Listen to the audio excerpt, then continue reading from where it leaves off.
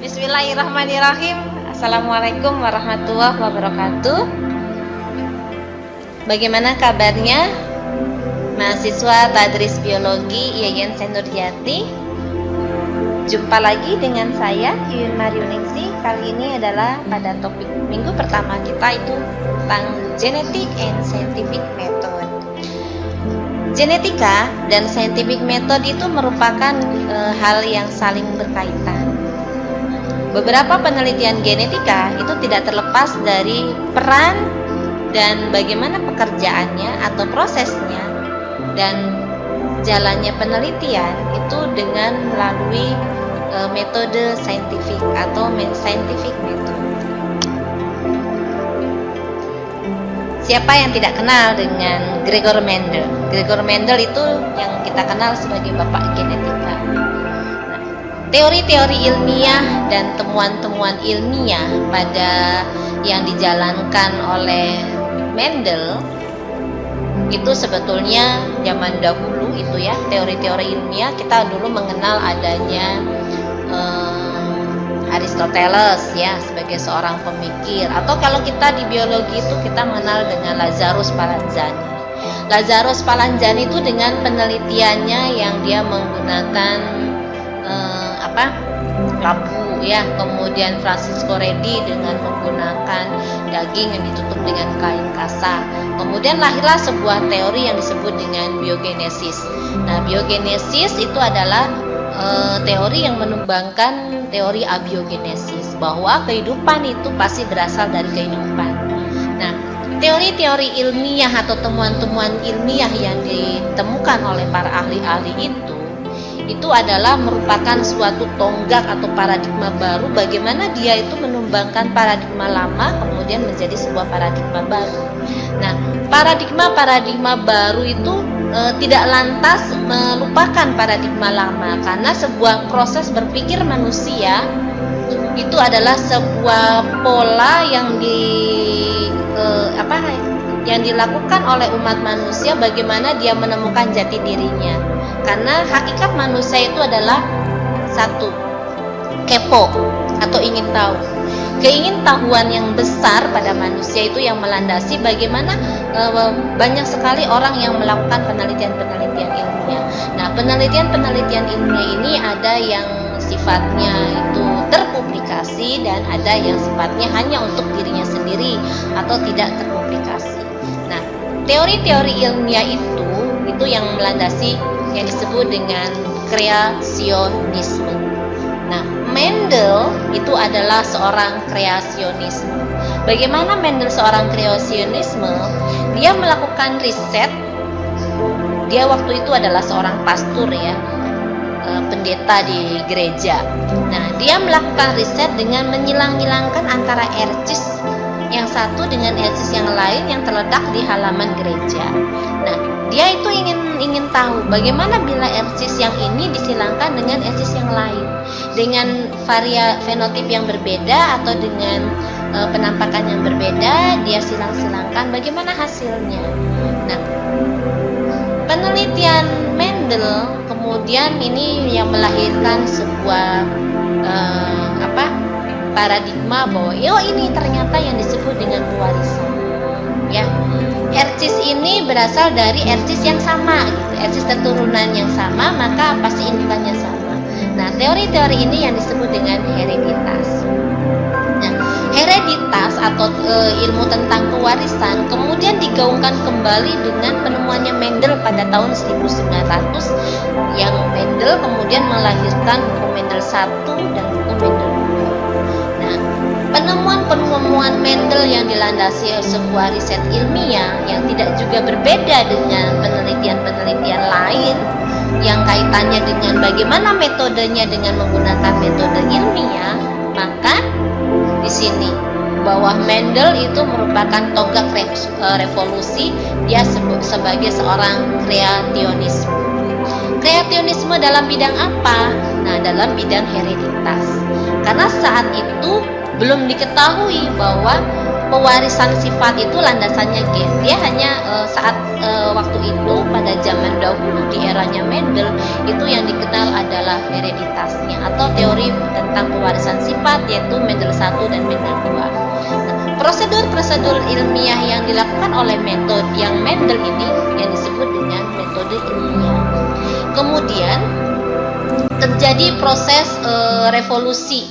Ya, ini bukan revolusi tentang industri, tetapi revolusi dalam bidang hereditas. Dengan ditemukannya DNA oleh Watson and Crick. DNA double helix yang ditemukan oleh Watson and Crick ini sebagai tonggak revolusi hereditas. Bahwa yang menjadi pewaris sifat, yang menjadi inti dari pewaris sifat itu adalah DNA, deoksiribonukleotid asid. Baru saat itu dikenal yang disebut dengan gen. Ya, oke, kita lanjutkan.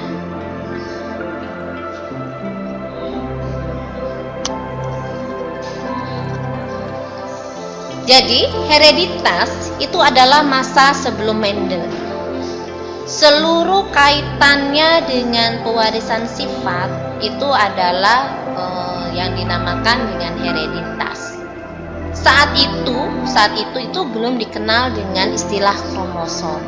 Ya, jadi perkembangan genetika itu Mendel itu sebagai seorang perintis genetika. Makanya kita mengenal bahwa Gregor Mendel itu adalah sebagai bapak genetika karena dia merupakan perintis genetika. Nah, pada tahun 1900 ini hukum Mendel ditemukan. Baru ditemukan di situ ada gen. Kemudian ada istilah alel, ada istilah homozigot, ada istilah heterozigot, ada genotip, ada fenotip. Nah, itu adalah merupakan contoh klasik dalam metode ilmiah yang dilakukan oleh Mendel. Nah, paradigmanya, ya paradigma bersama yang menjadi arah dan tolak ukur standar untuk penelitian selanjutnya adalah dengan kita itu mengkaji apa-apa yang dilakukan oleh Mendel. Ya. Nah, normal science untuk penelitian selanjutnya itu dan di bidang genetika itu selalu melihat bagaimana Mendel itu melakukan risetnya.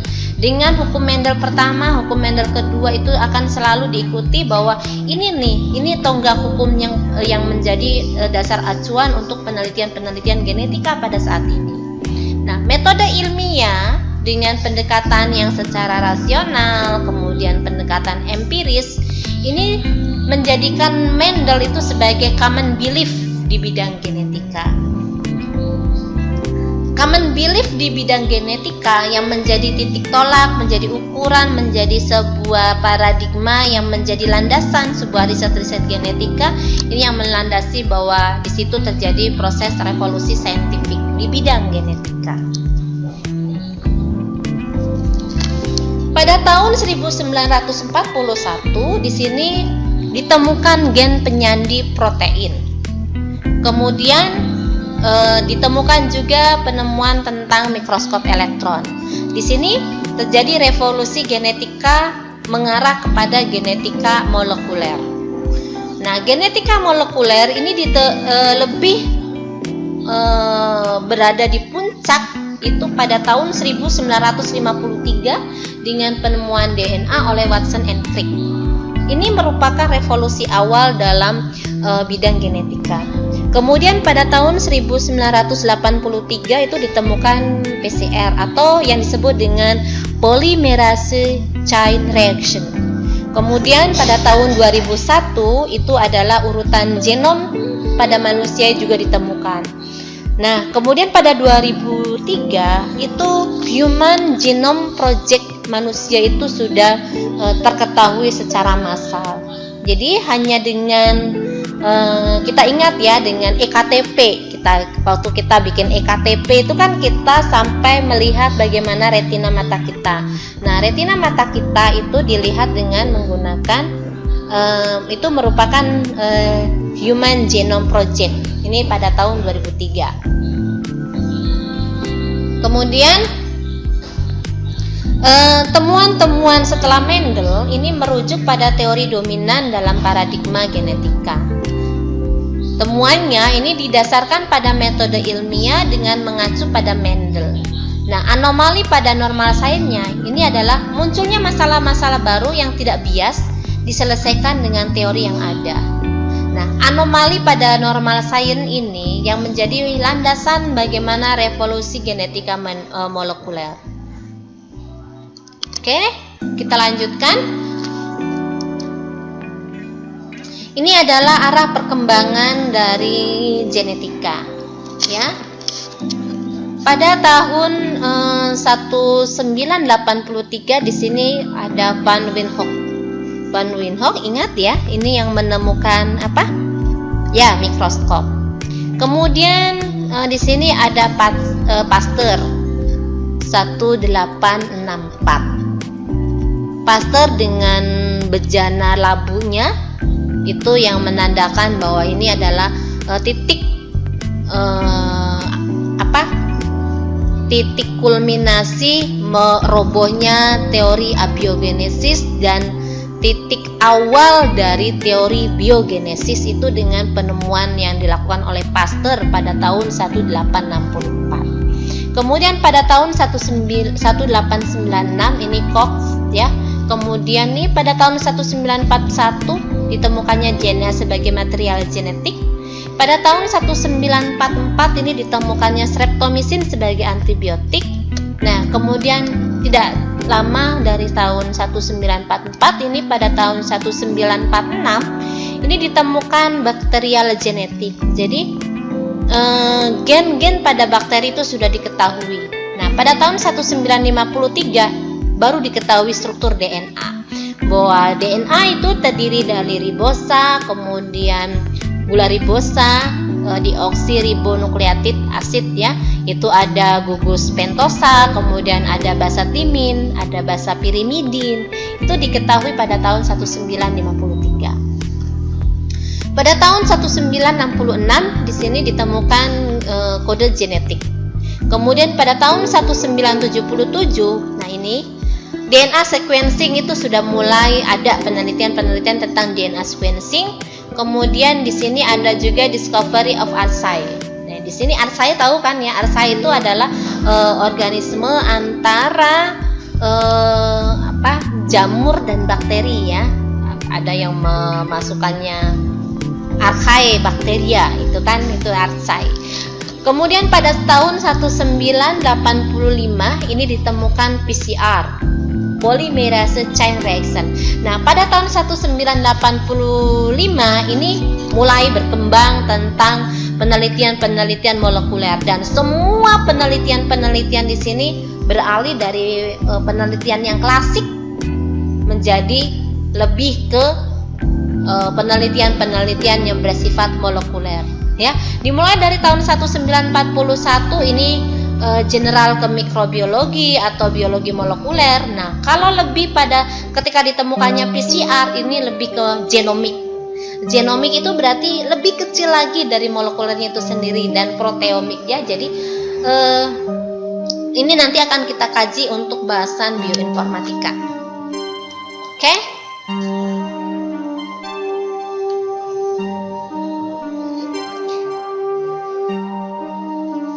Sekarang kita akan mengkaji bagaimana tentang meiosis, ya. Meiosis itu adalah sebuah siklus kehidupan seksual. Meiosis maka itu terjadinya pada gamet, proses pembelahan pada gamet, ya. Di sini ada kalau pada manusia, ya, kalau pada manusia di sini dilihat bahwa pada slide di situ gamet jantan dan gamet betina. Di sini gamet jantannya adalah testis, kemudian gamet betinanya adalah ovari. Ini akan melakukan proses meiosis yang nanti akan dihasilkan gamet yang bersifat haploid atau 1N. Pada gamet betina dari ovari ini akan menghasilkan sel telur atau ovum. Kemudian pada gamet jantan atau testis ini akan menghasilkan sperma atau spermatid, ya. Kemudian nanti searah dengan perkembangan nanti akan terbentuk sebuah proses fertilisasi, ya. Ada proses fertilisasi. Proses fertilisasi itu adalah proses peleburan antara sperma dan ovum. Nah, di sini antara sperma yang haploid dan ovum yang haploid ini akan melebur menjadi satu zigot yang sifatnya adalah diploid atau 2N. Nah, begitu seterusnya perkembangan manusia. Jadi meiosis itu adalah suatu siklus kehidupan seksual. Nah, waktu di biosel kita mengenal ada siklus sel ya. Siklus sel itu ada proses mitosis dan ada interfase dan fase G. Nah, di sini ketika pada meiosis yang pertama ya, pada meiosis yang pertama ini ada homolog, kromosom homolog yang akan dia itu akan membelah kemudian menjadi meiosis yang kedua. Yang tadinya itu adalah masing-masing selnya itu adalah sel haploid yang berduplikat dalam satu kromosom. Nanti ketika di meiosis yang kedua, pada meiosis yang kedua itu masing-masing selnya itu bersifatnya adalah haploid dan unduplicated kromosom. Jadi cuma satu saja kromosomnya, tidak duplikat. Bagaimana kalau pada hewan, pada tumbuhan atau beberapa alga dan pada fungi dan protista? Kalau pada manusia atau hewan, di sini ada proses meiosis dan fertilisasi ya, yang tadi sudah Ibu kaji. Kemudian pada tumbuhan, di sini kita mengenal ya, kalau di tumbuhan itu ada proses terutama tumbuhan dan algae ini ada proses juga fertilisasi, ada fase yang spora dan gamet. Untuk yang sporanya sendiri ini adalah merupakan fase mitosis ya, mitosis hingga menjadikan sebuah gamet, ini juga mitosis. Jadi diploid multiselular organismenya pada sporopita nih dari 2N kemudian menjadi 2N menjadi meiosis. Di situ meiosis ya, meiosis menghasilkan 2N, dari N kemudian menjadi N lagi, ini mitosis. Kemudian N ke N-nya ini juga mitosis sampai terjadi fertilisasi antar gamet betina dan gamet jantan. Di sini akan menjadi 2N. Itu pada tanaman dan alga. Kemudian bagaimana kalau pada fungi dan protista? Ya, kalau pada fungi dan protista ini adalah organisme yang haploid uniseluler ya, karena dia adalah organisme yang haploid uniseluler atau multiseluler. Di sini juga ada intinya sama ya. Jadi meiosis nanti akan menghasilkan 2N, kemudian dari N ini kemudian menjadi N lagi, menjadi sebuah matang selnya. Ini prosesnya adalah mitosis, kemudian dari gamet ya, antara dua gamet terjadi fertilisasi, kemudian terbentuk zigot yang sifatnya adalah 2N. Nah, bagaimana proses terjadinya meiosis pada sel hewan? Kita ingat ya, dulu waktu di biosel itu ada meiosis yang pertama dan meiosis yang kedua. Di situ ada tahapannya adalah prometa anatelo. Kemudian di meiosis yang kedua adalah prometa anatelo. Bagaimana di sini kita membedakan antara meiosis yang pertama dan meiosis yang kedua? Coba menurut kalian bagaimana kita membedakan? Misalnya kita diberi gambaran. Ini masuknya ke dalam meiosis metafase yang pertama atau metafase yang kedua? Bagaimana perbedaannya? Mari kita bedakan. Di sini bagaimana menjadi pembedanya adalah kromosomnya, apakah dia itu berpasangan atau tidak. Coba kita perhatikan pada metafase yang pertama. Pada metafase yang pertama kita lihat di situ ada kromosom yang warnanya merah dan warnanya biru itu berdekatan. Artinya masing-masing kromosom ini berpasangan. Sementara kalau pada metafase yang kedua itu sendiri, ya ini single. Jadi kromosomnya itu single, tidak berpasangan. Ya, jadi non sister di sini. Yang merah-merah sendiri, yang biru-biru sendiri. Tidak seperti pada metafase yang pertama.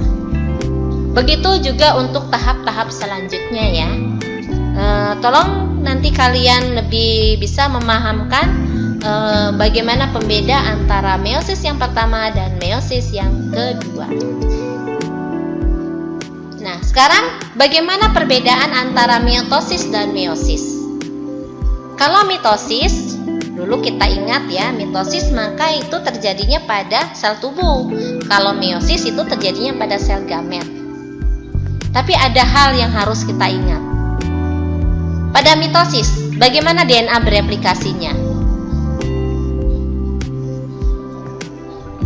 DNA bereplikasi itu sebelum terjadinya pada fase interfase sebelum terjadi proses mitosis.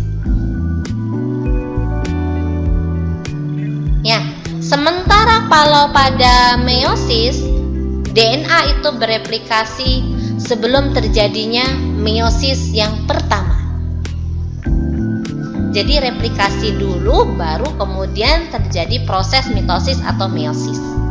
Kemudian bagaimana terjadi difusinya? Kalau pada mitosis itu satu, sementara kalau pada meiosis itu menjadi dua. Tahapannya sama ya, ada profase, metafase, anafase, dan telofase. Kalau mitosis itu satu kali, kalau meiosis itu dua kali. Ada meiosis yang pertama dan ada meiosis yang kedua. Kemudian bagaimana sinap antara kromosom homolognya kalau pada mitosis? Di sini tidak. Sementara kalau pada meiosis akan mengalami proses yang disebut dengan crossover antara kromosom yang sama. Itu bisa terjadi proses crossing over. Kemudian bagaimana terbentuknya sel anakan dan komposisi genetiknya kalau pada mitosis? Ini ada dua dan sifatnya adalah diploid 2N, dan ini akan persis sama dengan sel induknya. Tetapi kalau pada meiosis terbentuk 4 sel anakan yang sifatnya adalah haploid, tetapi ini terjadi variasi, jadi tidak akan mungkin sama dengan sel induk. Bisa dibedakan ya. Kemudian bagaimana rule-nya? Ini terdapat di multiseluler ya. Jadi di sel-sel tubuh untuk yang mitosis, sementara kalau pada meiosis ini terjadinya pada sel-sel gamet.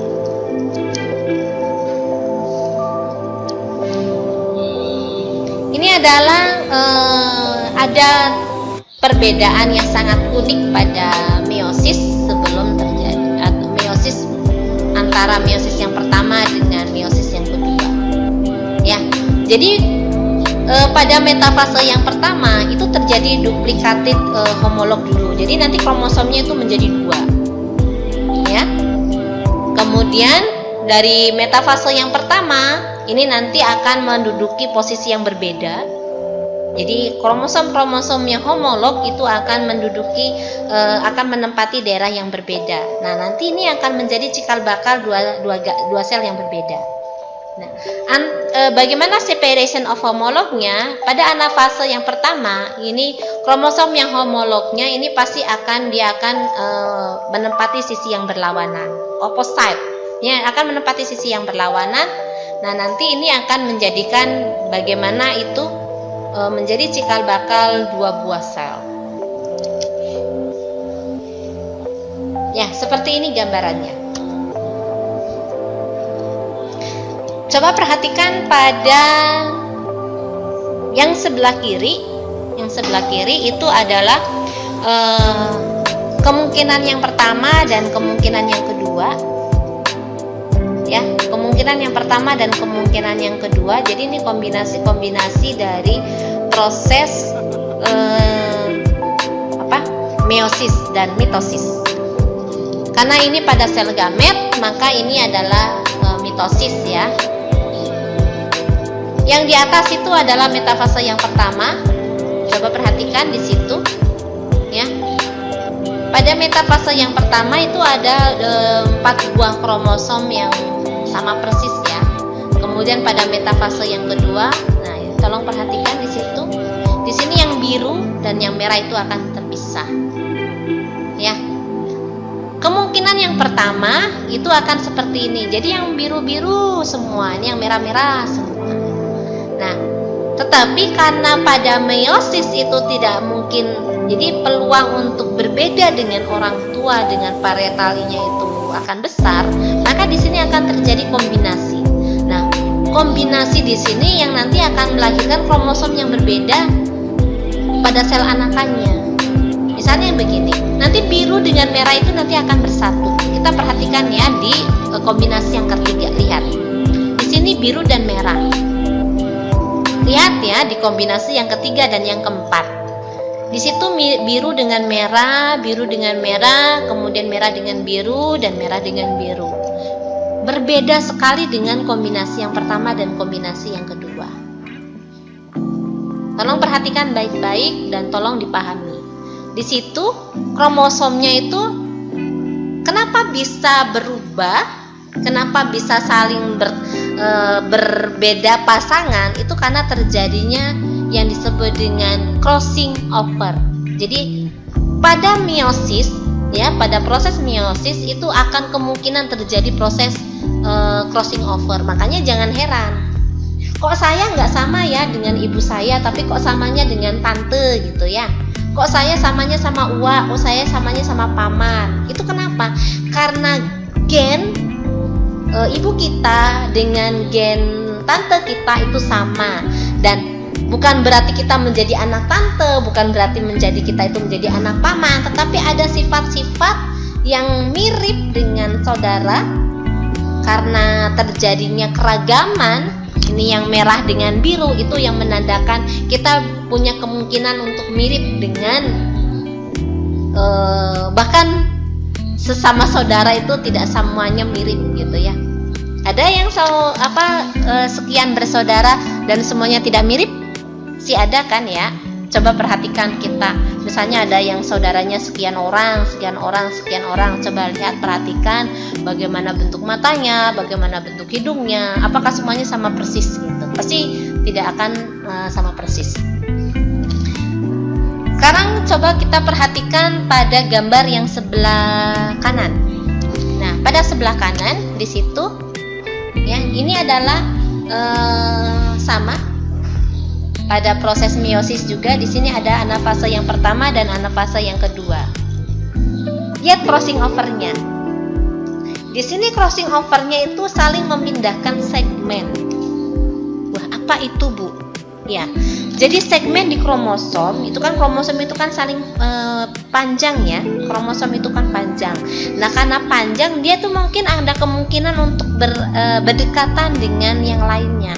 Misalnya seperti ini. Coba perhatikan yang di sini ya, yang di lingkaran yang kedua di sini ada chiasma, set of crossing over. Di sini lihat, antara merah dengan biru itu dia saling nempel. Nah, karena saling nempel ini akhirnya susah move on. Ya, susah move on. Harusnya putus, nggak mau putus. Akhirnya apa? Ya wes, dijabanin gitu. Jadinya di sini merahnya pindah ke biru dan birunya pindah ke merah. Kenapa di sini terjadi? Karena ada proses chiasma. Ya, ada chiasma, jadi nanti itu susah move on atau ininya maunya tuh pindah gitu. Saya maunya berikatan dengan ini aja gitu. Kata yang merah saya maunya sama yang biru. Kata yang biru ya udah, karena kamunya mau yang biru ya udah saya pindah sedikit gitu ke yang merah. Coba lihat ini di gambar yang ketiga. Akhirnya terjadi breakdown ya. Ada turunannya di sini. Nah, ketika terjadi proses siklus sel di proses anafase yang kedua, coba perhatikan di sini. Tuh, lihat. Merah ini biru. Ya, biru. Yang sebelah kiri ya, perhatikan gambar yang sebelah kiri. Kanan tapi di kiri gitu. Kanan di kiri di anafase yang kedua. Ini biru. Kemudian ini juga biru, ini ada merahnya tuh dikit ya, ada merahnya dikit. Kenapa ini? Karena yang atasnya. Karena yang merah itu pindah ke biru. Nah, begitu juga sebaliknya. Untuk yang paling kanan, di situ ada biru sedikit pindah ke merah. Sehingga ketika proses rekombinan kromosom, maka yang didapatkan adalah seperti ini. Ini biru semua, ini biru dengan merah, kemudian merah dengan biru, kemudian merah semua.